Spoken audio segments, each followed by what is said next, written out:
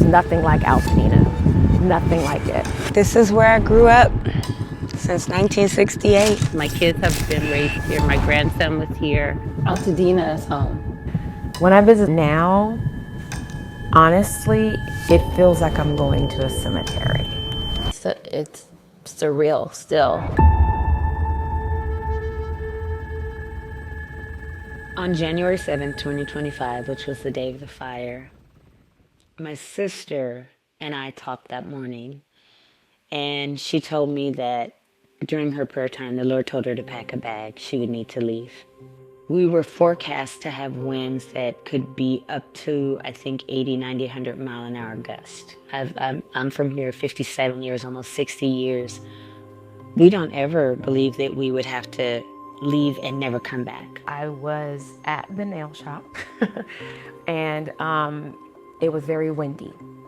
And you could hear it. It was like a very violent wind. So I drive myself home and it's dark, right? But it's still windy. And I thought to myself, I need to warm up some food so that I can eat because I want to before the power goes out. So what happens, the cable goes out and then the power went out. I was sitting outside of the driveway and I was scared to get out because the wind was so thick and everything was moving so fast. And we knew we were gonna sit in the living room because we were afraid that the oak tree might fall on the house. The wind was so bad. I think what I remember most is sitting with my family and going, wow, this is nice. Even though we're in the dark and we're sitting here by candlelight, we're good. Me and my mom were like, okay, well, there's nothing to do. There's no power. Might as well go to bed. So we go to sleep and my cell phone is ringing. We're like back to back to back. It's my friend Bethany and she says, where are you? And I said, I'm at home. And she says, you got to get out of there. There's a fire. I said, there's no fire here. That fire's in Palisades. That's way away from here. She's like, no, it's in Altadena. My sister called me that evening and said, I'm on my way to get Mom and Dad. I gotta go. And I said, what do you mean? She said, we have to go. The fire has started. I then called my brother who lives over an hour away in Temecula. He happens to be a fire chief with CAL FIRE. And as he drove, all he was doing was screaming F-bombs because he said in all his years of fire service, he's never seen a beast like this.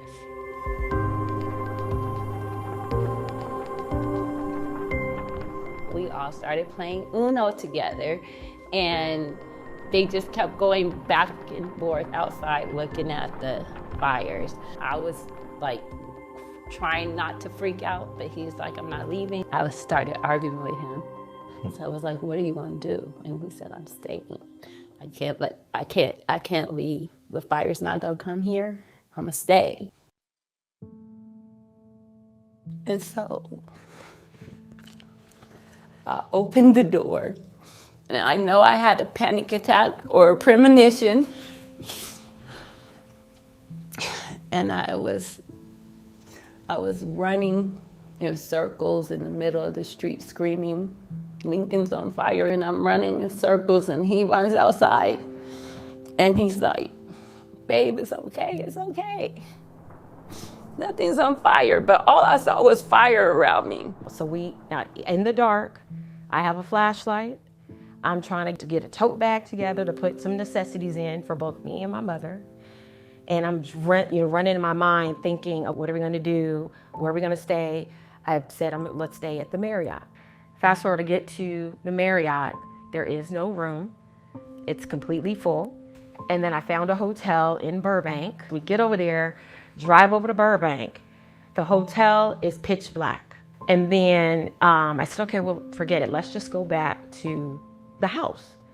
And crazy me thinking, because we've been through evacuations before, that it'll be fine, no problem. The wind, the firemen will come, they'll put the fire out, we'll be good. I go up Lincoln, and all I see is flames. Woke up the next morning, we drove to Inglewood to her stepmother-in-law's house. And woke up the next morning and I told her that I was going back to the house to grab some more clothes. And so when I told her, I told her that,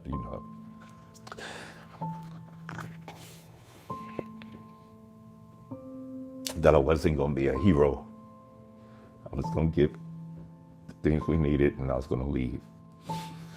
So as I'm driving up Lincoln, I passed Woodbury, and it just looked like a scene out of a movie. There was huge ambers, size of softballs, just flying through the air. I'm driving up and I'm just seeing this devastation. Then my friend calls, who lives about 30 minutes away, and she says, "Where are you? Get over here, get over here." So I get to her house. She's made us breakfast. The house is warm. She gives us coffee, all that. Makes sure that we're really comfortable.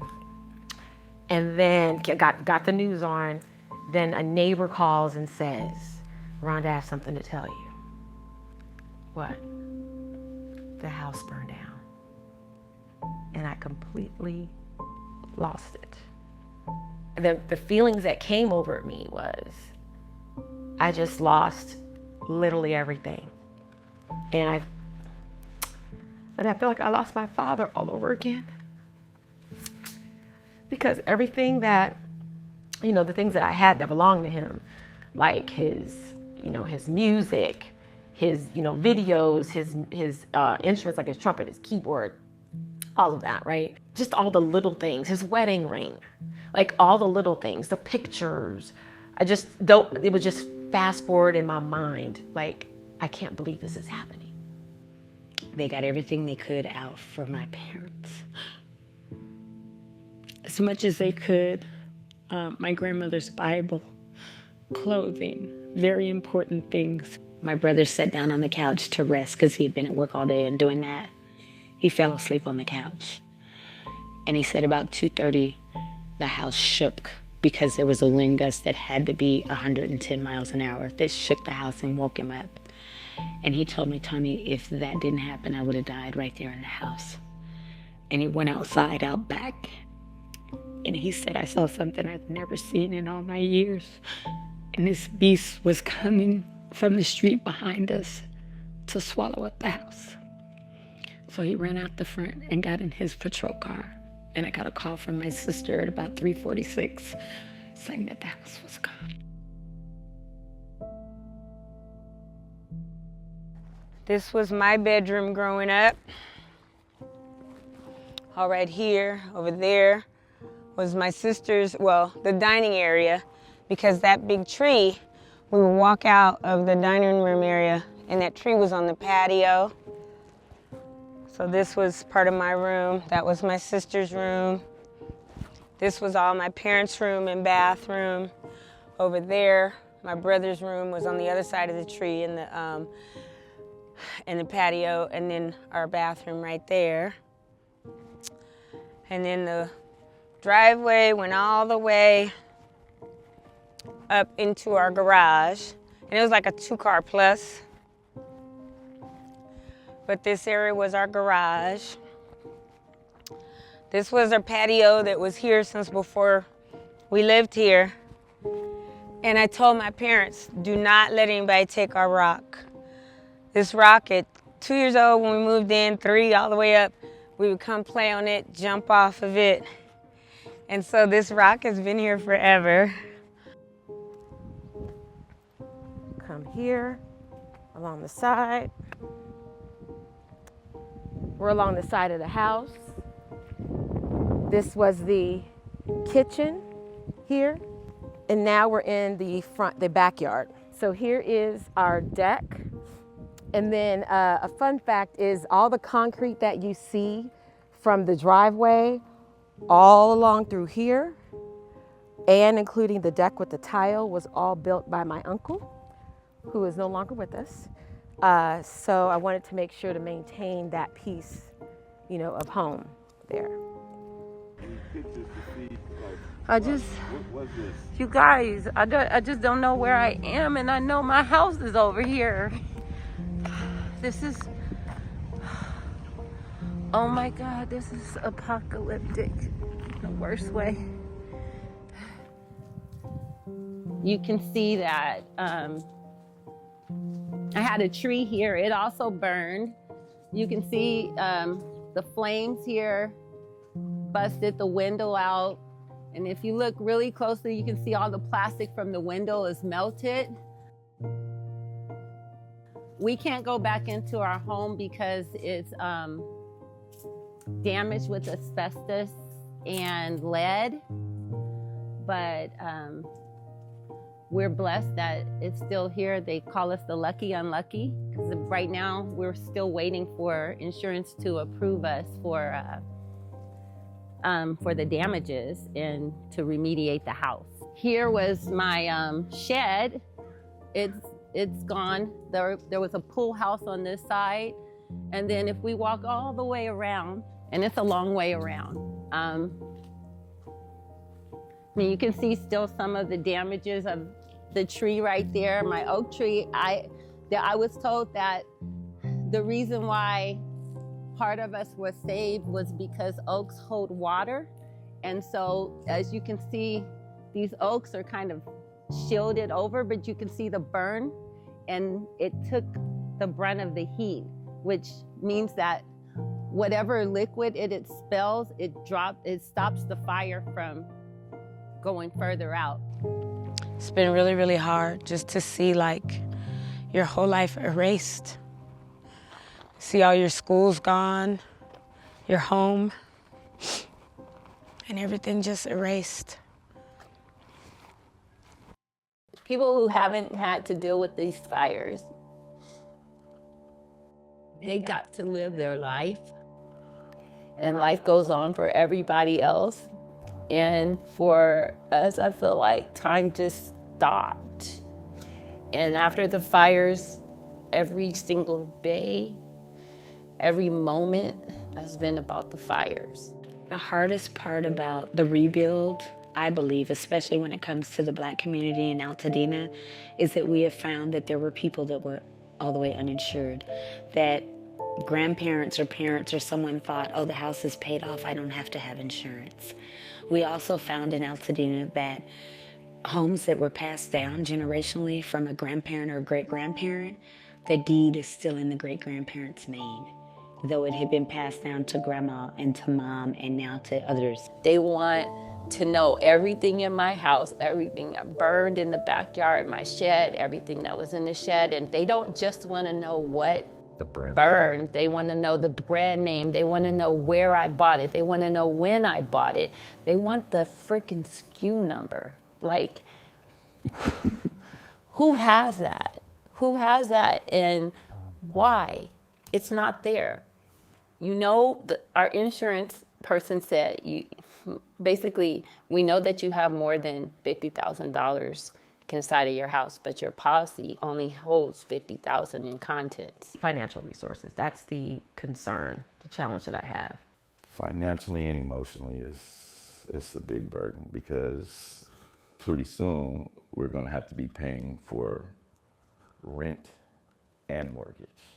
So the difficult decisions is, how do we rebuild? Who is it that we trust to rebuild us?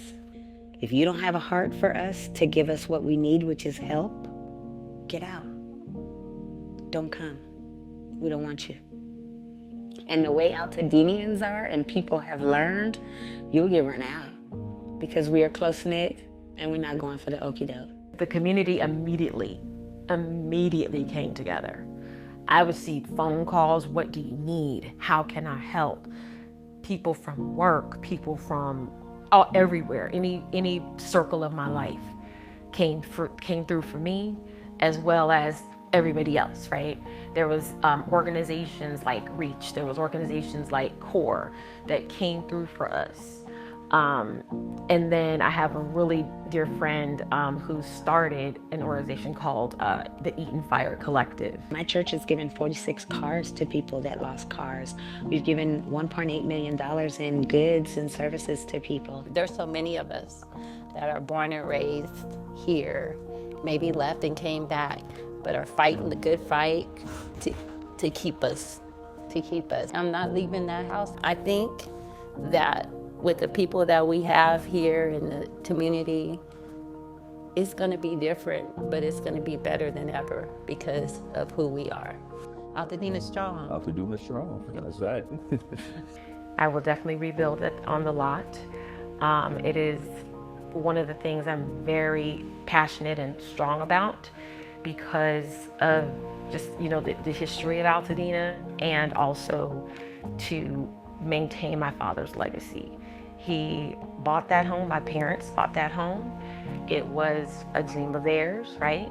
And I want to maintain that, I want to honor that. I feel him all the time. And I find myself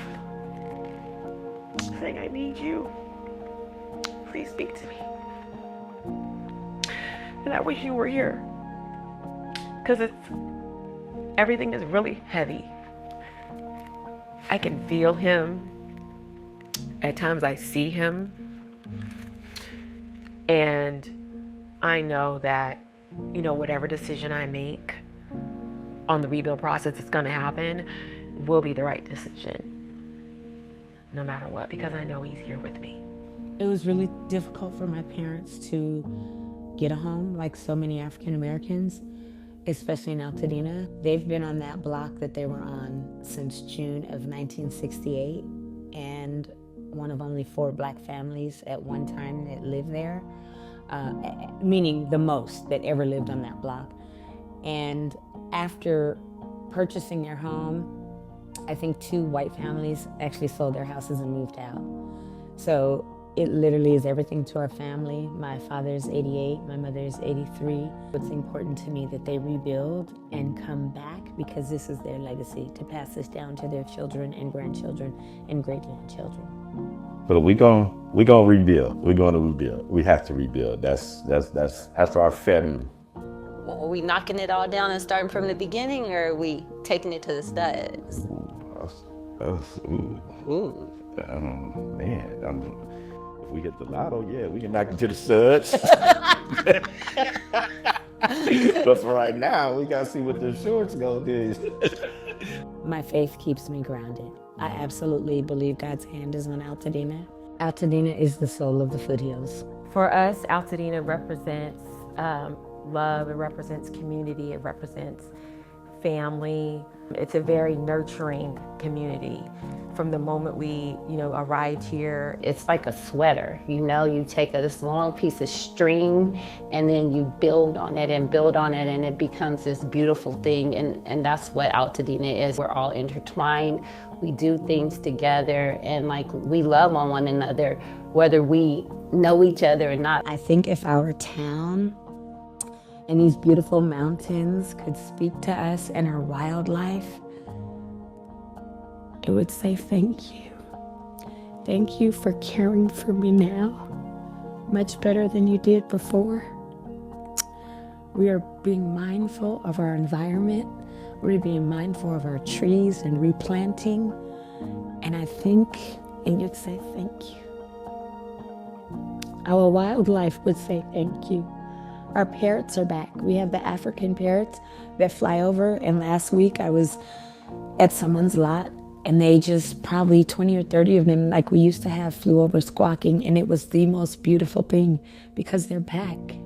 Our bears are back. Our coyotes are back. Our bobcats are back. All of this was here before, and we coexist with them because we live in their territory.